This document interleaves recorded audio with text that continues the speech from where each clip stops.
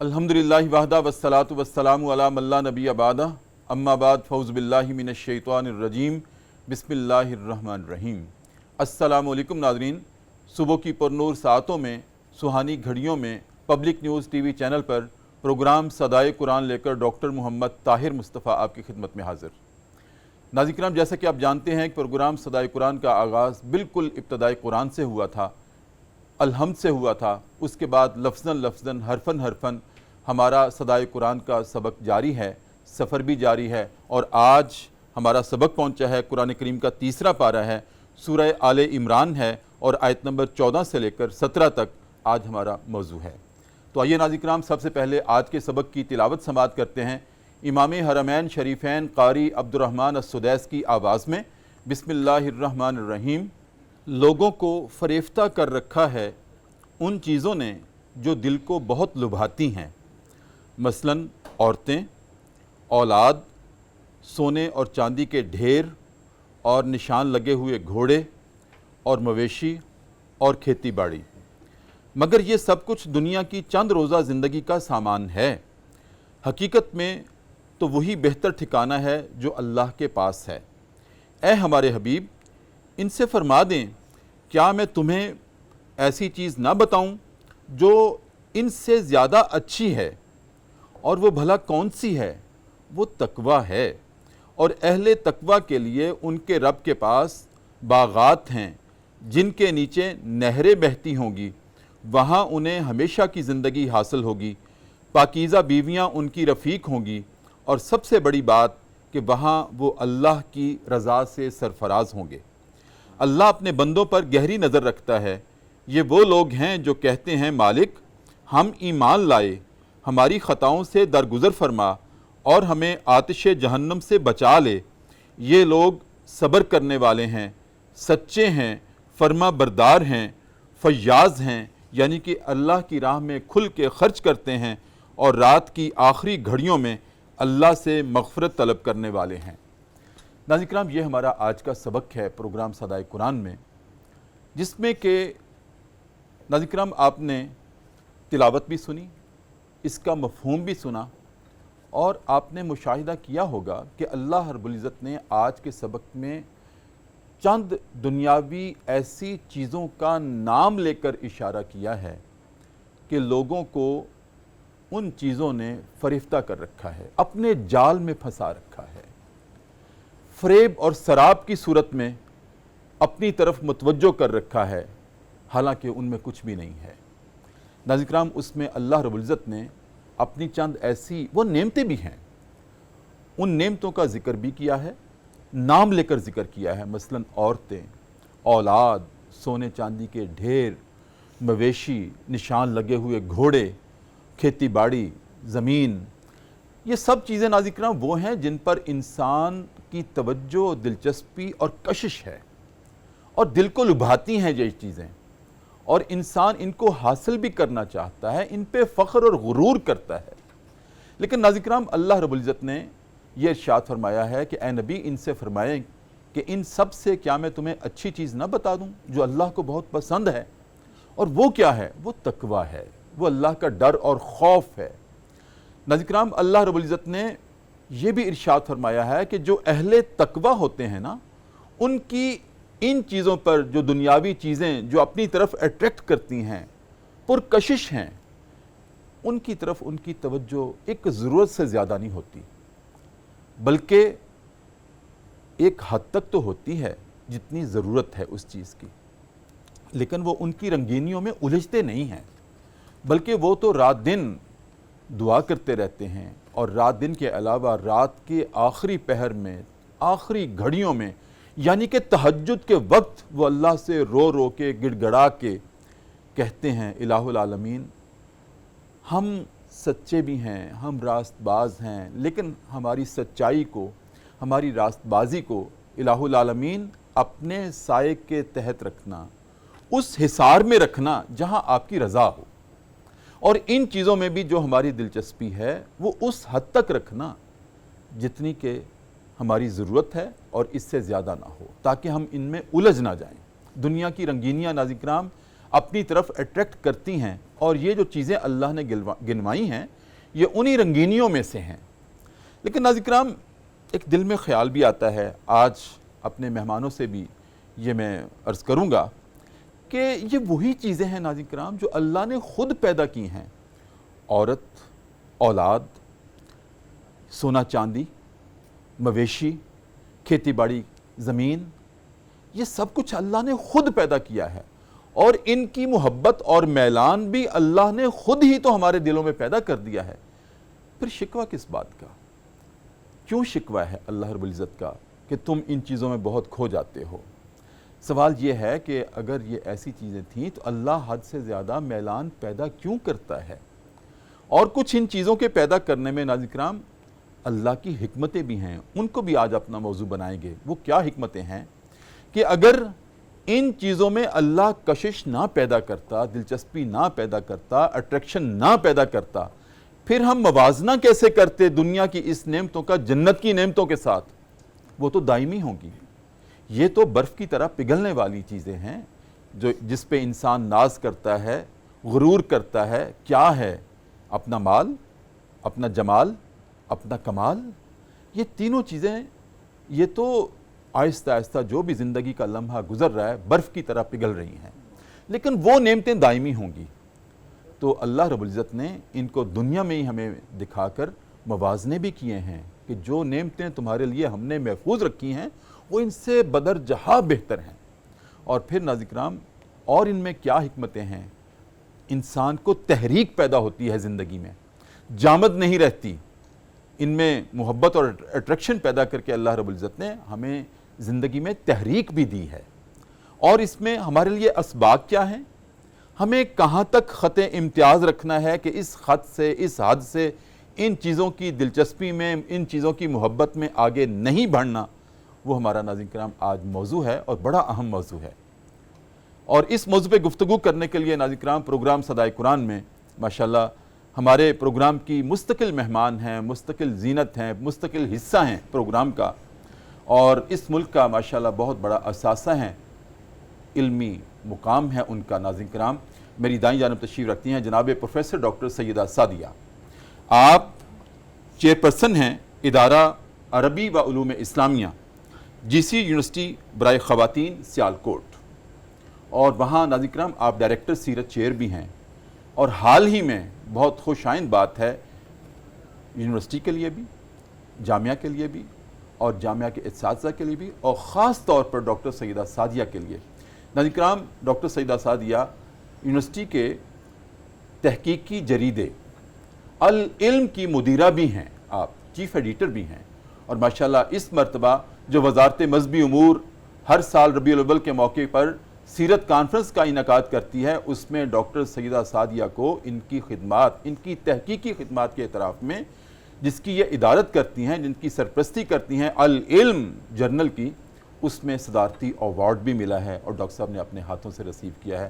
السلام علیکم ڈاکٹر صاحب۔ وعلیکم السلام۔ اتنی ساری مبارکیں ماشاءاللہ۔ بہت شکریہ سر، یہ بس اصل میں اس کام کی برکت ہے جو قرآن کے ساتھ اور سنت رسول، یہ صدائے قرآن کی بھی برکت ہے اس میں شامل ہے۔ یہی بات نا، جو قرآن کے ساتھ ہے اور رسول اللہ صلی اللہ علیہ وسلم کی نسبت ہے، تو وہ وعدہ ہے نا کہ جو اس کام کو کرتا ہے تو ورفعنا اللہ کا ذکر، اللہ اس کا ذکر دنیا میں بھی بلند کرتا ہے۔ اللہ نے ماشاءاللہ آپ کو اعزاز دیا ہے۔ یہ سارے اعزاز، ساری جتنی اللہ تعالیٰ کی طرف سے عنایات ہیں، یہ آپ کے علمی رسوخ کی وجہ سے ہیں ماشاءاللہ، اور جس کی آپ نے سرپرستی کرتی ہیں، علم کی، اپنی جامعہ کی، اور جس طرح سے آپ طالبات کی علمی تربیت کرتی ہیں، تو یہ سارا اس کا خاصہ، اس کا فیضان ہے۔ بس اللہ تعالیٰ قبول فرمائے دارائن میں۔ ہاں جی، بہت آپ کو بہت مبارک۔ بہت شکریہ ڈاکٹر صاحب، بہت۔ اور ناظرین کرام، میری بائیں جانب آج تشریف لائی ہیں، یہ بھی ماشاءاللہ پروگرام صدائے قرآن کے مستقل مہمان ہیں، مستقل ثنا خوان ہیں، جن کی آواز کو اللہ رب العزت نے نبی کریم صلی اللہ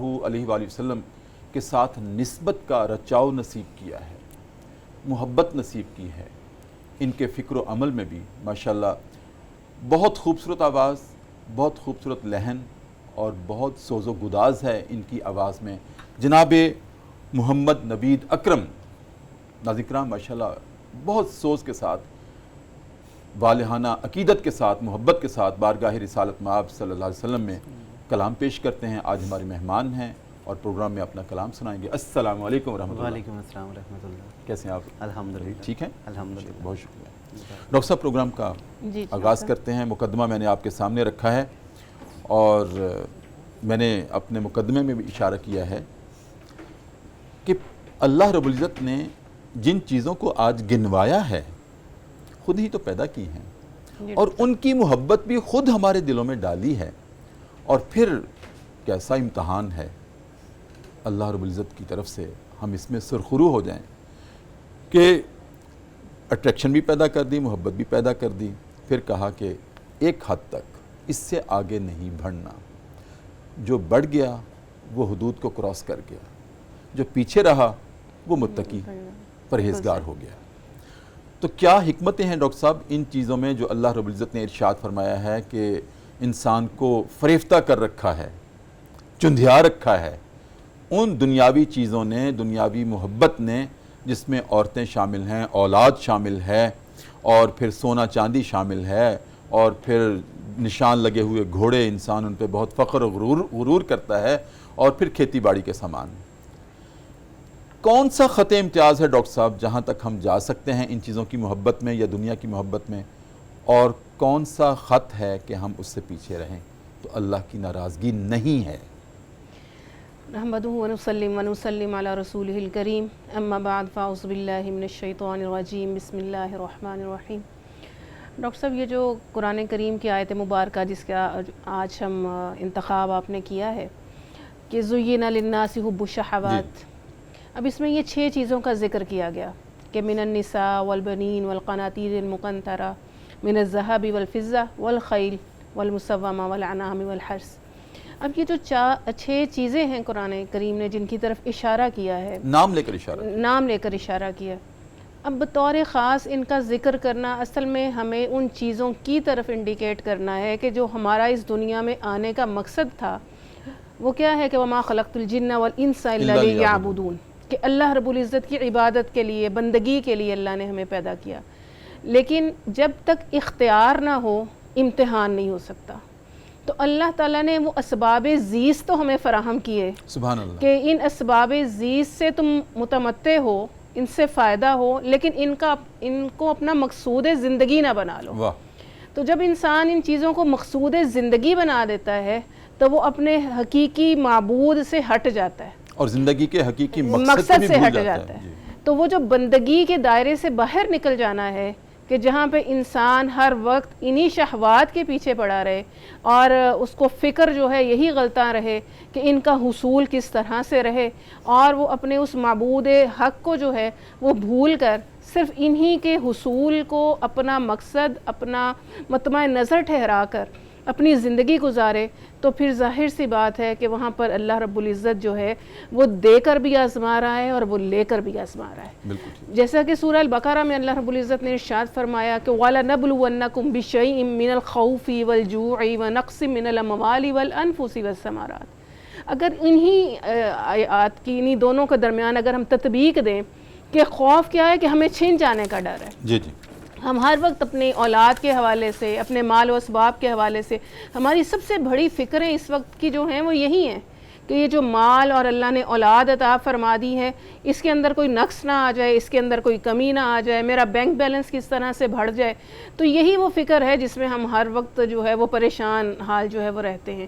تو اللہ تعالیٰ نے کہا کہ میں تمہیں ضرور آزماؤں گا. اب یہ وہ آزمائش ہے کہ اللہ نے ہمیں دی, ہمیں مرغوب بھی بنا دیا, لیکن وہ مرغوب کس حد تک ہونی چاہیے وہ ہمیں دیکھنی ہے. اور وہ کس طرح سے دیکھنا ہے, جب حدیث رسول صلی اللہ علیہ وسلم ہے, حضرت عائشہ صدیقہ رضی اللہ تعالیٰ عنہ بیان فرماتی ہیں کہ دنیاوی چیزوں میں نبی کریم صلی اللہ علیہ وسلم کو سب سے زیادہ پسندیدہ چیزیں جو تھیں وہ خوشبو اور عورتیں تھیں.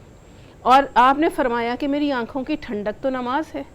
اب نماز کیا ہے کہ وہ تو بندگی کا مکمل اظہار ہے, کہ یہ نہیں کہ ان چیزوں میں پڑھ کر ہم اپنے معبود کو بھول کر اس کا شکر ادا کرنے کی بجائے کہ اس نے ہمیں یہ نعمتیں عطا فرمائی ہیں ہم وہاں پہ اکڑتے پھریں, ہم غرور کریں کہ واہ یہ تو میری کمائی ہے, میری محنت کا نتیجہ ہے یہ جو مال اور اسباب ہمیں عطا فرمائے گے. اب یہ جو گھوڑوں کا کانسیپٹ ہے اس کو آج کے دور میں دیکھیں تو وہ اس دور میں چونکہ سواری کا سورس ہی وہ تھا، تو اس لیے تو آج کی وہ ہماری گاڑیاں ہیں اور وہ جو ان کے برانڈز ہیں وہ، اور یہ جو کہا گیا خاص طور پہ نشان زدہ، ٹھیک ہے. اب ایک طرف اللہ تعالیٰ کہہ رہے ہیں کہ وَأَعِدُّوا لَهُم، بالکل کہ وَأَعِدُّوا لَهُم مَا اسْتَطَعْتُم مِّن قُوَّةٍ مِّن رِّبَاطِ الْخَيْلِ، کہ تم اپنے گھوڑے تیار رکھو دشمن کی تیاری کے لیے. اور دوسری طرف اللہ تعالیٰ ان کی جو ہے وہ کمی اور نقص بھی بتا رہے ہیں کہ بھئی تم یہ ان کے اندر کھو نہ جانا، مرغوب تمہیں بہت ہے زُيِّنَ لِلنَّاسِ کہہ کر. تو اب یہ جو برانڈز ہیں نا کہ مسومہ، تو اس کے بارے میں مفسرین لکھتے ہیں کہ بعض اوقات ان کی جب بہت ایک خاص تعداد ہو جاتی تھی تو یہ خود اس کو داغ دیتے تھے، نشان لگا دیتے تھے عرب لوگ، کہ تاکہ ہمارے اگر یہ 100 ہو گئے ہیں نا تو لوگوں کی نظر نہ لگے، جیسے ہمارے ہاں بھی ایک نظر بد کا کانسیپٹ ہے. تو یا عربی گھوڑے اچھے جو تھے تو اس لیے کہا گیا کہ یہ بھی تمہیں بہت پسند ہیں. تو یہ جو کھیتیاں کہا تو وہ اب کھیتیاں ہمیں بھی پتہ کہ اتنے بڑی ہماری زمینیں جائیدادیں جاگیریں ہونی چاہیے اور بڑی بڑی کوٹھیاں ہماری ہونی چاہیے. تو یہ اللہ تعالیٰ نے انسان کی فطرت میں تو رکھا ہے، لیکن اس فطرت کے ساتھ ساتھ ہمیں یہ بھی دیکھنا چاہیے کہ میرے لیے اللہ رب العزت کی اطاعت، اس کی فرما برداری جو ہے وہ کس طرح سے مجھے جو ہے وہ کرنی ہے، کیونکہ خیر الامور اوسطھا، کہ نبی کریم صلی اللہ علیہ وسلم نے فرمایا کہ بہترین معاملہ اعتدال ہے. صحیح. تو وہ نبی کریم کی سنت سے بھی ہمیں سامنے ہے، حدیث سے بھی سامنے ہے. ناظرین کرام، میں ایک بات آپ کے سامنے رکھنا چاہتا ہوں. ڈاکٹر صاحب کی گفتگو سے جو میں نے اخذ کیا اور ساری الجھنوں کو دور کر دیا ڈاکٹر صاحب نے، کہ دیکھیں انہوں نے فرمایا ہے کہ اللہ رب العزت نے انسان کو اپنی عبادت کے لیے پیدا کیا. اب عبادت سے کیا مراد ہے؟ عبادت سے مراد ہم صرف نماز، روزہ، حج اور زکوٰۃ لیتے ہیں. عبادت سے مراد صرف یہ نہیں ہے، یہ تو عبادت کے طریقے ہیں. عبادت کیا ہے؟ اس کے سامنے زندگی کے ہر لمحے میں اپنے آپ کو سرنڈر کر دینا. اللہ رب العزت کی ذات کے سامنے اپنے آپ کو سرنڈر کر دینا، سبمٹ کر دینا، یہ عبادت ہے. کہ یا اللہ جیسے آپ چاہتے ہیں، جس طرح آپ چاہتے ہیں، گھر کے معاملات میں، اقارب کے معاملات میں، رشتہ داری کے معاملات میں، دوست احباب کے معاملات میں، اور حقوق اللہ میں، حقوق العباد میں، الہ العالمین جو آپ کی مرضی ہے. یہاں تک کہ سونا کیسے ہے، میں اکثر عرض کیا کرتا ہوں کہ نبی کریم ایسے سویا کرتے تھے اپنا دایاں ہاتھ گال کے نیچے رکھ کے. اب اس طرح سونا بھی عبادت ہے، یہ بھی عبادت ہے. میں ایک اور بات عرض کیا کرتا ہوں ڈاکٹر صاحب کہ اللہ کو ماننا اور اللہ کی ماننا، اللہ کو ماننا ایمان ہے اور اللہ کی ماننا عبادت ہے. بالکل صحیح. اللہ کی ماننا ہر معاملے میں یہ عبادت ہو جائے گی. بالکل صحیح. اور اسی طرح ناظرین کرام، ڈاکٹر صاحب نے ایک اور بہت خوبصورت بات کی کہ یہ ساری چیزیں اللہ نے پیدا کر کے کیوں کہہ دیا کہ ان کی محبت نے تم کو فریفتہ کر رکھا ہے؟ کہ اللہ نے انسان کو آزمائش کے لیے جو پیدا کیا ہے، اگر یہ چیزیں سامنے نہ ہوتی تو پھر آزمائش کس بات کی تھی؟ گناہ کا ایک ہے گناہ کا موقع نہ ملنا، تو ہم تو پھر ساری ولی ہیں. ایک ہے گناہ کا موقع ملے اور کوئی روکنے ٹوکنے دیکھنے والا نہ ہو، اور اس وقت جب انسان اللہ کے خوف سے ڈر کر اپنے ہاتھ کو پیچھے کر لے، اپنے پاؤں کو پیچھے ہٹا لے، گناہ کی طرف قدم بڑھ رہے ہیں ان کو پیچھے لے آئے، گناہ کی طرف ہاتھ بڑھ رہا ہے ان کو پیچھے ہٹا لے، آنکھیں بڑھ رہی ہیں ان کو پیچھے ہٹا لے. یہ تقویٰ ہے کہ موقع ملے. تب اللہ رب العزت چاہتا ہے کہ تمہیں موقع ہو، دلچسپی بھی ہو اور تمہاری زیب و زینت کے سارے سامان ہوں. اس کے باوجود اگر تم اللہ سے ڈر جاؤ گے تو یہ تقویٰ ہے اور یہ ہم امتحان ہے. تو جب یہ چیزیں پیدا نہ کی جاتی تو پھر امتحان کس بات کا تھا؟ امتحان یہی ہے کہ ہم نے پیدا کر دی ہیں، ان میں اٹریکشن بھی ہے اور اٹریکشن تمہیں حد کو کراس کرنے کی بھی دعوت دیتی ہے، لیکن اگر تم رک گئے تو یہی ہم چاہتے ہیں اور یہی ہماری رضا ہے. ناظرین کرام، وقفہ ہے پروگرام صدائے قرآن میں، اور وقفے میں ہم جایا کرتے ہیں دربار رسالت میں اور اپنے نبی کریم صلی اللہ علیہ وآلہ وسلم کی ذات اقدس پر ایک مرتبہ درود کریم کا نذرانہ پیش کرتے ہیں اور واپس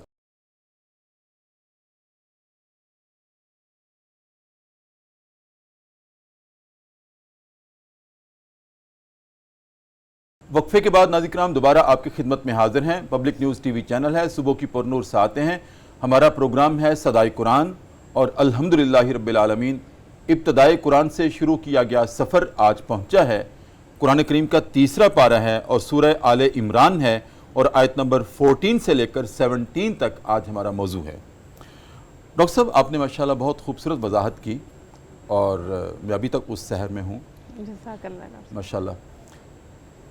سوال یہ ہے ہمارے ناظرین کی رہنمائی کے لیے کہ اللہ رب العزت نے ان کے نام بھی بتائے، چیزوں کے حوالے بھی دیے، پھر وہی کے سامنے رکھ کے کہا کہ ہم ایک حد تک تو چاہتے ہیں، ضرورت کی حد تک مال سے محبت ناجائز نہیں ہے، بالکل ضرورت کی حد تک اپنے رشتوں سے محبت ناجائز نہیں ہے، لیکن وہ خط امتیاز اگر کراس کر کے جہاں اللہ کی محبت کو پیچھے کر دیا جائے اور حب الشہوات میں انسان پڑ جائے، وہ قابل اعتراض ہے۔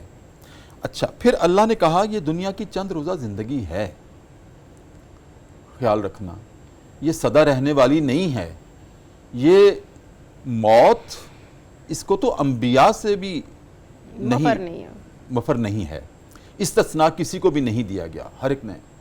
لیکن اصل بات تو یہ ہے کہ تم دنیا کی چند روزہ زندگی میں ان چیزوں کو موجود پانے کے باوجود پھر کس حد تک اللہ سے ڈرتے ہو اور کتنا تقوی اختیار کرتے ہو، اصل تمہاری کمائی وہی ہوگی۔ ٹھیک ہے ڈاکٹر صاحب، فرمائیں کہ جو اللہ نے ارشاد فرمایا ہے کہ اصل ٹھکانہ تو اللہ کے پاس ہے، جو بہترین ٹھکانہ ہے، کس کی طرف اشارہ ہے؟ جنت کی طرف اشارہ ہے، یا قیامت کے دن روز شفاعت کی طرف اشارہ ہے، یا اللہ کی رضا کی طرف اشارہ ہے؟ کہاں اشارہ ہے؟ ڈاکٹر صاحب، جتنی بھی یہ چیزیں میں نے کہا پہلے بھی کہ 6 چیزیں ہیں اللہ تعالیٰ کی نعمتیں ہیں جن کا اللہ رب العزت نے کہا۔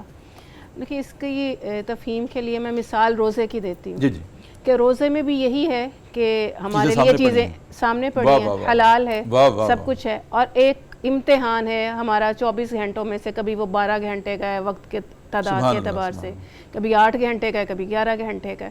اب وہ کیا ہے کہ سب حلال کو ہم اس ٹائم کے لیے اپنے اوپر جو ہے وہ حرام سمجھ کے بیٹھ گئے ہیں، ہم نے اس کو سے استفادہ نہیں کیا۔ تو اسی طرح بندہ مومن کی زندگی بھی ایک روزہ ہے کہ اب وہ روزہ کس طرح سے ہے کہ یہ تمام چیزیں ہیں، لیکن میں نے استعمال کس طرح سے کرنا ہے؟ جیسے اللہ کے بتائے ہوئے راستے کے مطابق، یہ میرا راستہ روکنے والی نہ ہوں کہ جو مجھے میری منزل مقصود کی طرف لے جائیں۔ اب یہ جو قرآن کریم میں اور اس آیت مبارکہ میں بھی کہا کہ یہ جو دنیا ہے تو یہ تو چند دن کی ہے، اور کہیں پر اللہ تعالیٰ فرمانے ہیں کہ وَمَا الْحَيَاةُ الدُّنْيَا إِلَّا مَتَاعُ الْغُرُورِ، تمہیں دھوکے میں نہ ڈال دے۔ اب یہ جتنی بھی زیب و زینت ہے اس کے اندر، یعنی یہ خوشنمائی ہے، نعمتیں ہیں، ان نعمتوں میں پڑھ کر ہم اپنی اس مقصود منزل سے کہ جو ہماری اللہ رب العزت کی رضا جوئی ہے اس سے ہم دور نہ ہو جائیں۔ تو اس کا جو میں اس کی تفہیم کے لیے ایک مثال دینا چاہوں گی کہ ہم کسی ٹرپ پہ جائیں اور ہمارا مقصود ہو کہ ہم نے جو ہے وہ نران یا کاغان پہنچنا ہے اور اتنے ٹائم میں پہنچنا ہے، تو ہم راستے میں آنے والے مناظر سے لطف اندوز تو ہو سکتے ہیں، اپنی گاڑی کی ونڈو سے دیکھ کر، کبھی ہم ٹرین کی اس سے کھڑکی سے دیکھ کر، لیکن وہ استفادہ جو ہے وہ وقتی استفادہ ہے اس سفر کو گزارنے کے لیے۔ اصل جو ہمارا گول ہے ہم نے وہاں پہ پہنچنا ہے۔ تو ہمارا گول تو اللہ رب العزت نے پہلے دن ہی متعین کر کے بھیج دیا تھا کہ تم نے دنیا میں اتنے سانس لینے ہیں، پلٹنا کدھر ہے؟ میری طرف۔ الستُ بربکم قالوا بلی شہیدنا، کہ ہم تو کہہ کر آئے ہیں کہ اللہ تو ہمارا رب ہے، ہم نے تیری طرف پلٹنا ہے۔ تو پھر اس دنیا میں پڑھ کر ہم اپنی اس مقصد جو ہے زندگی کا اس کو بھلا نہ بیٹھے کہ ہمیں اس کے لیے کوشش کرنی ہے، اس راستے کا انتخاب کرنا ہے، اور پھر جس طرح کی کوشش ہے لیس للانسان الا ما سعی، وہ دنیا کے لیے بھی ہے اور وہ آخرت کے لیے بھی ہے۔ اور جو بات آپ نے اشارہ فرمایا تھا کہ یہ جو دنیاوی سامان اور اس کو کہا بھی مرغوب بھی ہے، تو خود ہی اللہ تعالیٰ نے کہا نا کہ ربنا آتینا فی الدنیا حسنہ وفی الآخرۃ حسنہ، ٹھیک ہے؟ تو یہ جو آتینا فی الدنیا حسنہ ہے، لیکن اس کے ساتھ آخرت کی حسنہ جو ہے اس کے لیے کوشش ہے۔ ربنا آتینا فی دنیا حسنہ بنانے کے لیے یہ ضروری تھا، ہم نے تمہیں عطا کر دیا، اب وفی الآخرۃ حسنہ، اس کے لیے کوشش ہے، اس کے لیے کوشش ہے اور خط امتیاز سامنے رکھنا ہے۔ جب تک وہ حد فاصل نہیں ہوگی نا، ہم اس حد تک وہاں تک پہنچ نہیں سکتے۔ تو وہ جو رضی اللہ عنہم ورضوا عنہ کا جو ٹائٹل لینا ہے نا، جیسے میں اس के दौरान पढ़ भी रही थी कि ये आया कि क़यामत के दिन अल्लाह रब्बुल इज़्ज़त जब जन्नत में लोगों को दाखिल फरमाएंगे और उनको जन्नत की नेमतों से मुस्तफ़ीद फरमाएंगे तो कहेंगे कि हाँ अब तुम राज़ी हो। वो कहेंगे हाँ जी, हमें तो जो वादा किया गया था सब कुछ अता फरमा दिया गया।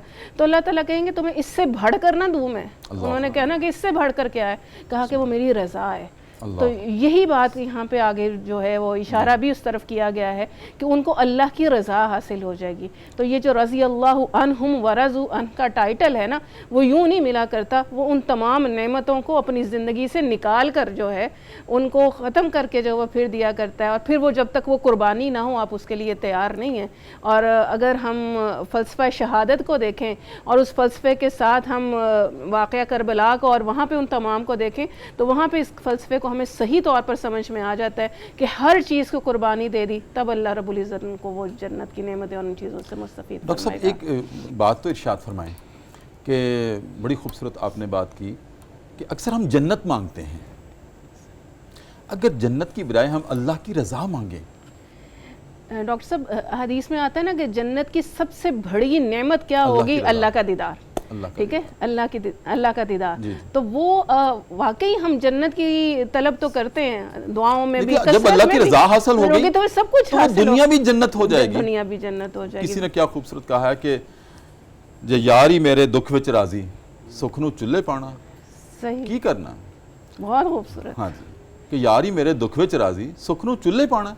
अगर मेरा यार और यार अगर यार हकीकी हो तो क्या बात है कि अगर हम कभी बीमार हैं, मुसीबत में हैं, हो सकता है वो मुझे देखना चाहता हो, वो इस दुख में भी मुझसे मोहब्बत करके मेरी तवज्जो अपनी तरफ करना चाहता हो, तो फिर क्यों गिला करते हैं। तो सुखनू चुल्ले पाना, क्या बात है। अल्लाह की रज़ा असल चीज़ है। हमें अगर अल्लाह की रज़ा मिल गई तो ये दुनिया भी हसना और आखिरत भी हसना, दुनिया भी जन्नत और आखिरत भी जन्नत मिल जाएगी। डॉक्टर साहब आगे चलते हैं कि मैंने भी इशारा किया था, अल्लाह ने भी आज के सबक में ये इरशाद फरमाया है कि अहले तकवा जो होते हैं उनकी आगे निशानियाँ भी बताई हैं। एक तो तकवा मैं अर्ज़ किया करता हूँ, आप भी माशाल्लाह साहिब इल्म हैं, तकवा ये नहीं होता, मैंने पहले भी अर्ज़ किया शुरू में कि गुनाह का मौका नहीं मिलता। तकवा ये है मौका मिले और उस वक्त पूरी अट्रैक्शन भी है और इख्तियार भी है। उस इख्तियार के होने के बावजूद अल्लाह के डर और खौफ से अपने आप को पीछे कर लेना। मैं भी इसकी एक मिसाल दिया करता हूँ, जैसे आपने रोज़े की मिसाल दी थी, मुझे भी याद आ गई कि अक्सर बचपने में बाज़ औक़ात हमारा दिल किया करता था जब प्यास की शिद्दत और हिद्दत होती थी कि कोई नहीं देख रहा, रोज़ा खोल लेते हैं। लेकिन जब उस तन्हाई में इंसान अगर शैतान का गलबा हो जाए और पानी का गिलास फ्रिज से निकाल ले और जब लिप्स पर पीने लगता है, होंठों से लगाना चाहता है, तो यहाँ तक गिलास लाता है तो ज़मीर से आवाज़ टकराती है, पानी का घूंट कहाँ से गुजारोगे, हम तो तुम्हारी शहरत से भी ज़्यादा नज़दीक हैं, नहनु अक़रबु इलैहि मिन हब्लिल वरीद, तो हम तो तुम्हारी शहरत से भी ज़्यादा नज़दीक हैं। जब ये आवाज़ आती है तो इंसान पानी का गिलास पीछे रख लेता है। ये तकवा है, बिल्कुल सही, कि हम तो तुम्हारी शहरत से भी ज़्यादा बिल्कुल डॉक्टर साहब। और तकवा की आप क्या मिसाल देंगे? डॉक्टर साहब रोज़े की मिसाल अभी दी आपने, भी उसी हवाले तरफ इशारा किया। तो ये वही बात है कि दुनियावी नेमतें हमारे सामने हैं, लेकिन हम वहाँ पे रुक किस बात से रहे हैं कि अगर मेरे सामने कोई रिश्वत लेकर आ रहा है या कुछ भी है और मैं कहती हूँ मुझे कोई भी नहीं देखने वाला, ये तो सिर्फ उसके और मेरे माबैन है जो देने वाला है और लेने वाला है। लेकिन वहाँ पे अगर मैं उस गुनाह से रुक रही हूँ कि सिर्फ इसलिए कि कोई कैमरा, ये जो हर जगह हम लगा देते हैं, कैमरे की आंख आपको देख रही है, तो उस कैमरे की आंख से बढ़कर जो कॉन्सेप्ट है कि अल्लाह का जो कैमरा है उसका जो विजन है वो जिस तरह से हमें देख रहा है, मुझे वहाँ पर रुकना है। हम थोड़ी देर के लिए कैमरे के सामने जाते हैं या हमें वो अंदाज़ा होता है कि जी अच्छा ये स्टोर पे लगा हुआ है, तो हम फ़ौरन कॉन्शियस होते हैं ना, देखते हुए करते हुए चीज़ें। तो अल्लाह रब्बुल इज़्ज़त का ये जो हमारे अंदर होगा ना कि अलीमुम बिज़ातिस सुदूर, वो तो मेरे सीनों के राजों से भी वाकिफ़ है। मिस्काल ज़र्रतिन खैरन यरा, तो वो मैं यामल मिस्काल ज़र्रतिन शर्रन यरा, तो वो तो फिर खरा खोटा हर चीज़ उसके सामने है। तो फिर मुझे किस तरह से अपने आप को बचा कर चलना है कि उसकी दी हुई हद जो है ना उसको क्रॉस नहीं करना। जी, तो आज जो चीज़ एक्सरे में नज़र नहीं आती, कहते हैं अल्ट्रासाउंड करवा रहे हैं, अल्ट्रासाउंड में डिटेक्ट नहीं होती, सिटी स्कैन وہ تو پھر پورا پانی دودھ کا دودھ پانی کا پانی کر کے لکھ دیتی ہے. یہ دنیاوی نظام ہے ہمارے. بالکل جو اللہ کا نظام ہے وہ کتنا مضبوط ہوگا جو انسان کے ظاہر اور باطن کو سکین کر رہا ہے. وہی جو چپ ہے نا ہماری وہ لگنی ہے تو وہ اللہ تعالیٰ نے اس چپ کے بعد سارے مناظر ہم ایک سے لے کر آخر تک ری انسٹیٹ ہو جائیں گے. چلیں گے. آپ کی اجازت ایک وقفہ ہے. جی جی ڈاکٹر صاحب. ناظرین کرام وقفہ ہے دوبارہ پروگرام صدائے قرآن میں, اور وقفے میں ایک مرتبہ پھر ہم چلتے ہیں دربار رسالت میں اور اپنے نبی کریم صلی اللہ علیہ وآلہ وسلم کی ذات اقدس پر ایک مرتبہ پھر درود کریم کا نذرانہ پیش کرتے ہیں اور واپس آتے ہیں.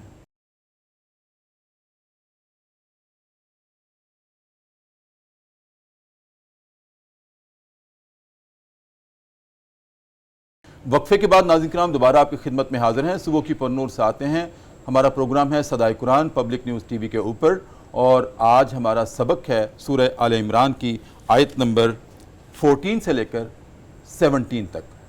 ڈاکٹر صاحب پروگرام کے آخری لمحات ہیں, اور آخری لمحات میں اللہ رب العزت نے آج کے سبق میں بات کی ہے کہ جو رات کے آخری لمحات میں اٹھتے ہیں اور جس طرح سے وہ مجھے پکارتے ہیں, اس کو اللہ رب العزت نے بڑے ترجیحی بنیادوں پر ذکر کیا ہے. جیسے ان چیزوں کا نام لے کر ذکر کیا, یہاں بھی اللہ رب العزت نے نام لے کر ذکر کیا ہے کہ ایک ہے میری نماز پڑھنا, عبادت کرنا سب, ایک ہے کہ نہیں رات کے آخری پہر میں اٹھنا, تہجد کا وقت ہے, تہجد کی طرف اشارہ ہے نا. اس کی کیا اہمیت اور فضیلت ہے, اللہ نے کیوں اتنا ترجیحی بنیادوں پر اس کا اجر اور ثواب رکھا ہے؟ ڈاکٹر صاحب جب ہم قرآن کریم کے حوالے سے اس کے اسباق دیکھیں, سورہ مزمل میں بھی اللہ تعالیٰ نے تہجد کے وقت کے حوالے سے جو ہے وہ بیان کیا.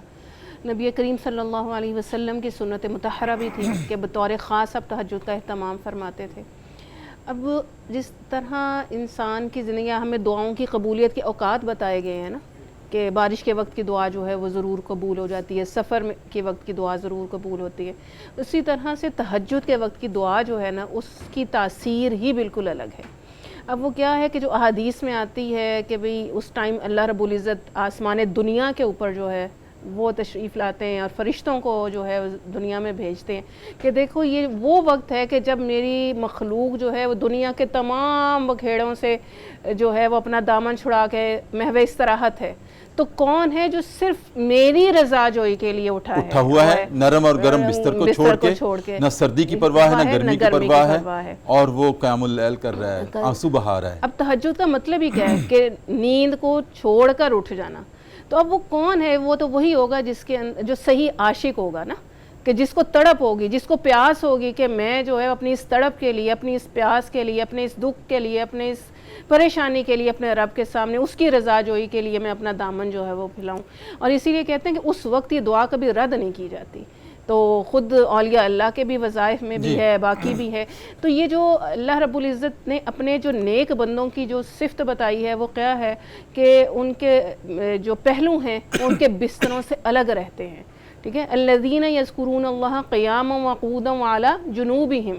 تو وہ جو بستروں سے بھی ان کے پہلو جب الگ ہو جاتے ہیں, اس کے اوپر بھی لیٹے ہوئے بھی بیٹھے ہوئے بھی اللہ کا ذکر کرتے ہیں اور اپنی کروٹوں کے بل بھی کرتے ہیں, اور پھر جب ان کو یہ چیز بے چین رکھتی ہے کہ ہم اپنے رب کی بارگاہ میں حاضر ہوں, تو ان آیات میں بھی جو کہا نا کہ ہمارے سے رب ہماری مغفرت فرما دے, اور اللہ تعالیٰ فرمانے کہ وہ میرے سچے بندے ہیں, وہ اور اللہ کا جو ہے وہ صبر مانگنے والے ہیں, اس کی مغفرت مانگنے والے ہیں. تو اس وقت جو مغفرت مانگنا ہے, جو اس کی بخشش مانگنا ہے, اللہ کی رضا طلب کرنا ہے, تو وہ دعا کبھی بھی رد نہیں ہوتی. بہت مقبول ہے. نبی کریم کا معمول تھا تہجد پڑھنا. اور ناظرین کرام نبی کریم کے لیے تہجد فرض تھی, ہمارے لیے فرض نہیں ہے. یہ اللہ کی عنایت ہے کہ جو اٹھ جاتا ہے اس کا پھر درجہ کہاں جاتا ہے, انبیاء تک جاتا ہے, انبیاء سے نسبت ہوتی ہے, نبی کریم سے نسبت ہوتی ہے. صحابہ کا معمول تھا, نبی کریم کا معمول تھا تہجد. اور نبی کریم صلی اللہ علیہ وسلم تو وتر تو پڑھتے ہی اس ٹائم پہ تھے تہجد کے. بالکل. ڈاکٹر صاحب بہت شکریہ آپ کی. بہت شکریہ ڈاکٹر صاحب آپ کا. ناظرین کرام کتنی فکر انگیز گفتگو ہوئی, اور بہت ساری جو الجھنیں تھیں وہ آج ڈاکٹر سعیدہ سعدیہ کی گفتگو سے سلجھنوں میں تبدیل ہوئی ہیں.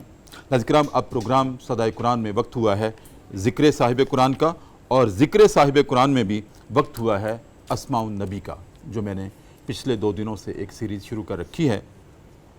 ناظرین کرام قرآن مجید میں جو اللہ کے پاک نبی کریم صلی اللہ علیہ وسلم کے اسماء گرامی میں نے اخذ کیے ہیں اپنی کتاب میں نے عرض کیا تھا کہ یہ جتنے بھی اسماء النبی ہیں یہ سیرت کے دروازے ہیں، یہ محض کوئی نام نہیں ہیں، بلکہ ایک ایک دروازے میں اگر داخل ہوا جائے تو پورا جہان آباد ہے سیرت کا، اگر اس میں غور و فکر کرے تو۔ آج ہے سیدنا الامین صلی اللہ علیہ وآلہ وسلم، امانت دار اس کے معنی ہیں، اور اس کا حوالہ ہمیں قرآن مجید سے ملتا ہے۔ میں نے عرض کیا تھا کہ میں صرف آیت نمبر اور سورت کا نام آپ کو لکھوا دوں گا تاکہ آپ ریکارڈ کر لیں اور بعد میں اس کی تفصیل تفاسیر سے آپ دیکھیں، کیونکہ ہمارے پروگرام کے یہ آخری لمحات ہوتے ہیں، صرف برکت کے لیے یہ ذکر صاحب قرآن کرتے ہیں، تاکہ ایسا نہ ہو کہ ہم صرف قرآن کی بات کر لیں، صاحب قرآن کی بات نہ کریں۔ تو اللہ رب العزت کی رضا کے لیے ہم آخر میں نبی کریم کی رضا بھی چاہتے ہیں کہ دربار رسالت میں ہماری حاضری بھی لگ جائے۔ سیدنا الامین امانت دار، اور ناظرین کرام اس کا حوالہ ہے سورہ النساء کی آیت نمبر 58 میں، سورہ الدخان کی آیت نمبر 18 میں، سورہ المعارج کی آیت نمبر 32 میں، اور سورہ التکویر کی آیت نمبر 21 میں۔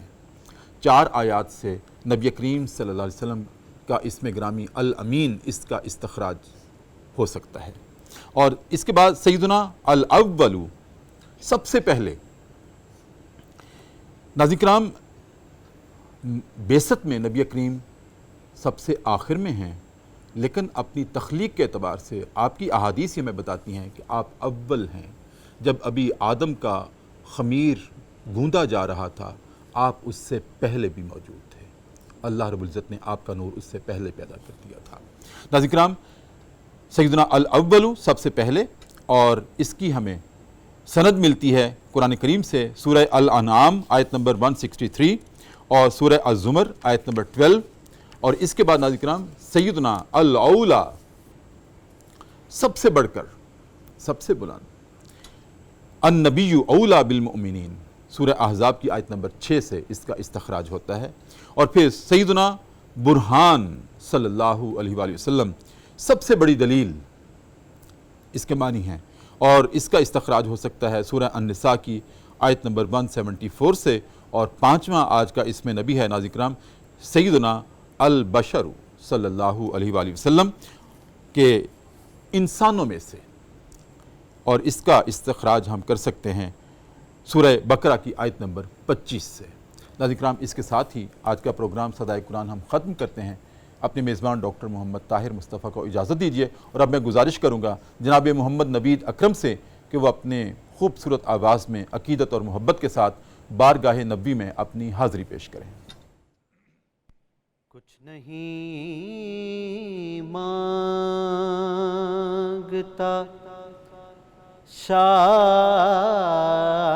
شاہوں سے یہ شیدا،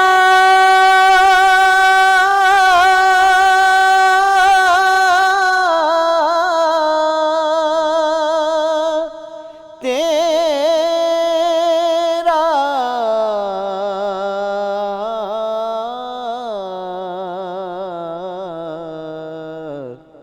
اس کی دولت ہے فقط نقش کفے پا،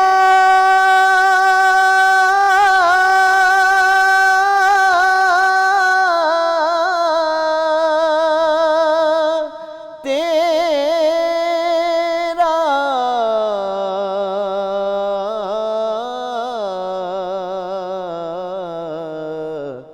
کچھ نہیں مانگتا۔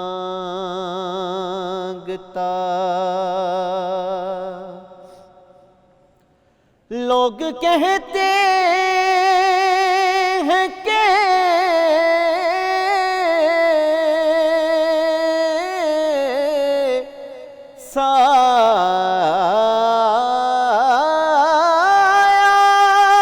سایہ تیرے پہ کر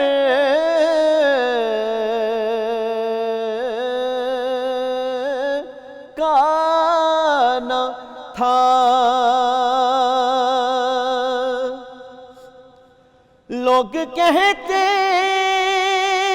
ہیں کہ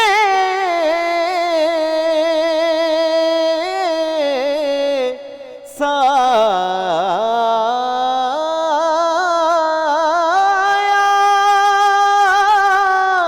تیرے پیکر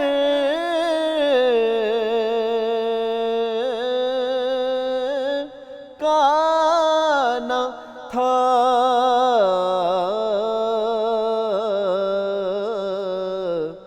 ارے میں تو کہتا ہوں کہ جہاں بھر پہ ہے سایہ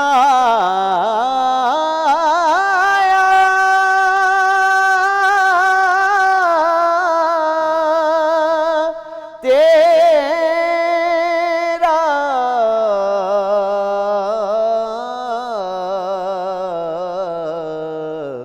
کچھ نہیں مانگتا،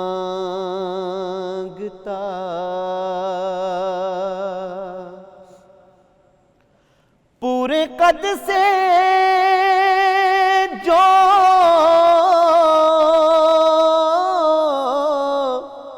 کھڑا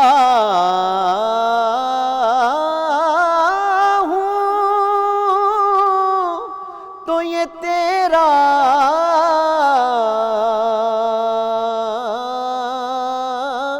ہے کرم، پورے قد سے جو کھڑا ہوں تو یہ تیرا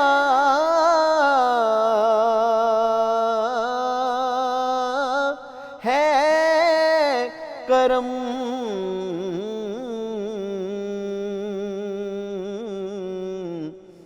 کہ مجھ کو جھکنے نہیں دیتا ہے سہارا،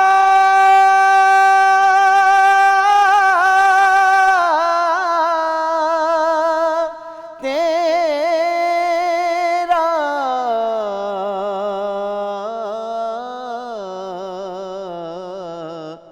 کچھ نہیں مانگتا، کچھ نہیں مانگتا۔